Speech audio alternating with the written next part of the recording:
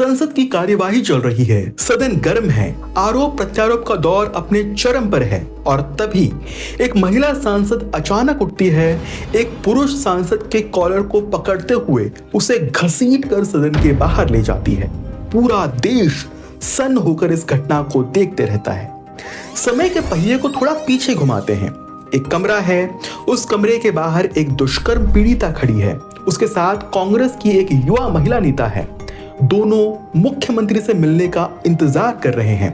दरवाजा खुलता है लेकिन मुख्यमंत्री नहीं मिलते और अपने कैबिन से बाहर निकलकर चले जाते हैं।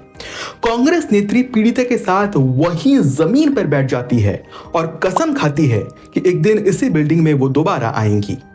ये कहानी एक ऐसी महिला की है जो हमेशा सूती साड़ी और हवाई चप्पल में नजर आती है।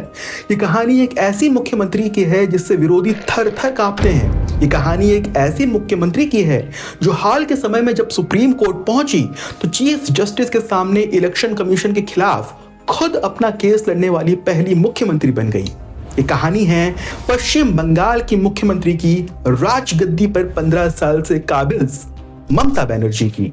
नमस्कार, मैं हूं राहुल खंडालकर और आप देख रहे हैं न्यूज घराना की खास पेशकश राजगद्दी।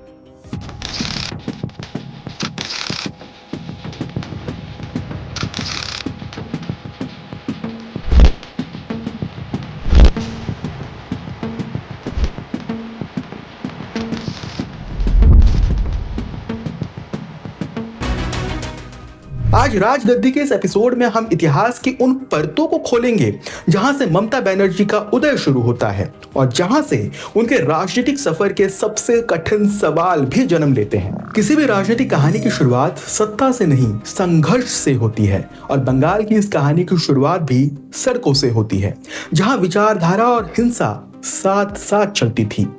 1970 के दशक का बंगाल राजनीतिक उथल पुथल का केंद्र था। इसी दौर में पिता के निधन के बाद पारिवारिक जिम्मेदारियों के बीच एक युवा लड़की कांग्रेस की छात्र राजनीति से जुड़ी और जल्द ही अपने आक्रामक राजनीतिक अंदाज के लिए पहचाने जाने लगी। जयप्रकाश नारायण के विरोध से लेकर मोरारजी देसाई के काफिले के सामने काला झंडा दिखाने तक उनका राजनीतिक व्यक्तित्व टकराव से बना। 1984 का लोकसभा चुनाव उनके लिए एक निर्णायक मोड़ साबित हुआ जब उन्होंने जादवपुर सीट से दिग्गज कम्युनिस्ट नेता सोमनाथ चटर्जी को हराकर पूरी राष्ट्रीय राजनीति को चौंका दिया। लेकिन यह जीत सिर्फ एक शुरुआत मात्र थी। 1990 में हाजरा मोड़ पर उन पर एक जानलेवा हमला हुआ जिसमें लोहे की रॉड से सिर पर वार किया गया। यह हमला आगे चलकर बंगाल की हिंसक राजनीति का प्रतीक बन गया। इसके बाद जनवरी 1993 की वह घटना जब एक मूक बधिर बलात्कार पीड़िता के लिए न्याय मांगते हुए उन्हें राइटर्स बिल्डिंग के बाहर पुलिस कार्रवाई का सामना करना पड़ा, उनके राजनीतिक जीवन के एक स्थायी मोड़ स्थापित हुआ। यही वह क्षण था जब संघर्ष व्यक्तिगत भी हो गया और वैचारिक भी। जब किसी नेता को लगता है कि लड़ाई केवल विपक्ष से नहीं बल्कि अपनी ही राजनीतिक व्यवस्था से है, तब इतिहास अक्सर नई दिशा लेता है। यही वह क्षण था जहां से बंगाल की राजनीति 180 डिग्री टर्न लेने वाली थी। जिस मामूली से दिखने वाली युवा नेता को अपमानित किया जा रहा था, किसी ने सपने में भी नहीं सोचा था कि आने वाले समय में यही मामूली सी औरत बंगाल की सत्ता, राजनीति और पहचान की पर्यायवाची बन जाएगी। यही वो मोड़ था जहां से एक नई राजनीतिक धारा जन्म लेने वाली थी। राजीव गांधी की हत्या के बाद कांग्रेस के भीतर ममता का राजनीतिक आधार कमजोर हुआ और संगठन के अंदर बढ़ती असहमति ने उन्हें एक अलग रास्ता चुनने की ओर धकेला। 1997 में समांतर राजनीतिक रैली और फिर 1 जनवरी 1998 को तृणमूल कांग्रेस का गठन बंगाल की राजनीति में एक बड़ा निर्णायक बदलाव था। लक्ष्य स्पष्ट था, वाम मोर्चे को सत्ता से हटाना, लेकिन रास्ता इतना भी आसान नहीं था। 2006 के विधानसभा चुनाव में पार्टी महज 30 सीटों पर सिमट गई और ऐसा लगा कि संघर्ष थम जाएगा। मगर सिंगूर और नंदीग्राम की जमीन अधिग्रहण नीतियों ने राजनीतिक समीकरण बदल कर रख दिए। किसानों के आंदोलन, पुलिस कार्रवाई, 26 दिनों का आमरण अनशन और तापसी मलिक की हत्या जैसी घटनाओं ने जनभावनाओं को झकझोर कर रख दिया। यही वो दौर था जब ममता बनर्जी ने खुद को विपक्ष के नेता नहीं बल्कि जन आंदोलन की आवाज के रूप में स्थापित किया। 2011 में आखिरकार 34 वर्षों के वाम शासन का अंत हुआ और वही नेता मुख्यमंत्री के रूप में राइटर्स बिल्डिंग में दाखिल हुई, जहां कभी उन्हें अपमानित होकर लौटना पड़ा था। लेकिन सत्ता की कहानी हमेशा एक नई परीक्षा लेकर आती है। वर्षों तक संघर्ष की प्रतीक रही सरकार पर समय समय के साथ गंभीर आरोप लगने लगे। शारदा चिट फंड और नारदा स्ट्रिंग जैसे विवादों ने प्रशासनिक छवि को प्रभावित किया।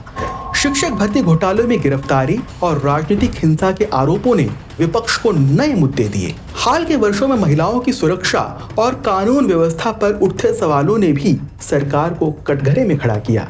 राजनीतिक विश्लेषकों का कहना है कि बंगाल की राजनीति में जो आक्रामक शैली कभी वामपंथ के खिलाफ हथियार थी, वही आज सत्ता के खिलाफ विपक्ष के तर्कों का आधार बन चुकी है। भारतीय जनता पार्टी का उभार इसी बदलते हुए राजनीतिक खालीपन का परिणाम माना जा रहा है, जिससे राज्य का संघर्ष एक नए दौर में प्रवेश कर चुका है। अब बढ़ते हैं उस कहानी की तरफ जिसका जिक्र हमने वीडियो के शुरुआत में किया था। दिसंबर 1998 की एक सर्द सुबह थी। लोकसभा शोर शराबे और नारों से गूंज रहा था। मुद्दा था महिला आरक्षण बिल। उस समय यह बिल भारतीय राजनीति के सबसे विवादित मुद्दों में से एक बन चुका था। कुछ सांसद इस बिल का समर्थन कर रहे थे, जबकि कई दल इसके खिलाफ जोरदार विरोध दर्ज करा रहे थे। जैसे ही स्पीकर की कुर्सी के सामने कुछ हलचल बढ़ी, माहौल अचानक और गर्म हो गया। इसी बीच अपना तीखा विरोध दर्ज कराने की मंशा से समाजवादी पार्टी के सांसद दारोगा प्रसाद सरोज स्पीकर के मंच की तरफ बढ़ने लगे। जैसे ही सरोज आगे बढ़े, ममता बनर्जी ने उन्हें रोकने की कोशिश की। विवाद इतना बढ़ गया कि ममता ने सरोज का कॉलर पकड़ लिया और उन्हें आगे बढ़ने से रोक दिया। देखते ही देखते लोकसभा का माहौल पूरी तरह अराजक हो गया। धक्का मुक्की शुरू हो गई और पूरा सदन हंगामे में डूब गया। यह घटना आज भी भारतीय संसदीय राजनीति के सबसे नाटकीय पलों में गिनी जाती है।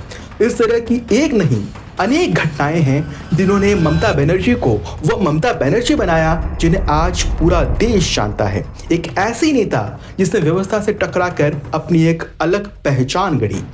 आने वाले समय में देखना रोचक होगा कि क्या पश्चिम बंगाल की राजनीति में ममता बनर्जी की वही चमक, वही प्रभाव और वही केंद्रीयता बनी रहती है जहां सत्ता की कल्पना भी उनके बिना अधूरी मानी जाती है, या फिर व्यवस्था से लगातार लड़ते लड़ते स्वयं उसी व्यवस्था का हिस्सा बन जाने के कारण बंगाल की सत्ता से उनकी विदाई की कहानी भी लिखी जाएगी। इस विषय पर आप क्या सोचते हैं? और अगर आपको यह एपिसोड पसंद आया हो तो हमें कमेंट करके जरूर बताएं और इसी तरह के वीडियोस के लिए न्यूज़ घराना को सब्सक्राइब कर हमारा मनोबल बढ़ाएं। नमस्कार।